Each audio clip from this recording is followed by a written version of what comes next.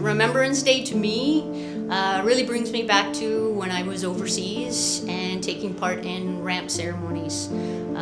For the most part, I really remember walking in the parade, bringing the casket up to the airplane, and thinking in my head as they're talking about the families of these people, their children, their wives, daughters, sons, parents.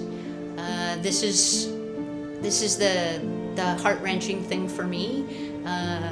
It's hard to look back, and that's what Remembrance Day means for me.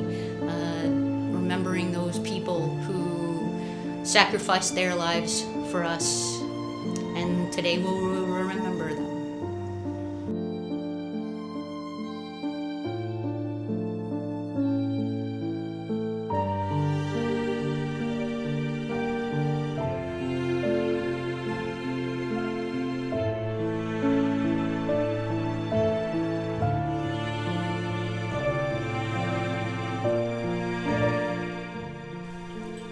They shall grow old, not as we that are left grow old.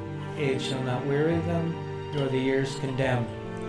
At the going down of the sun and in the morning, we will remember them.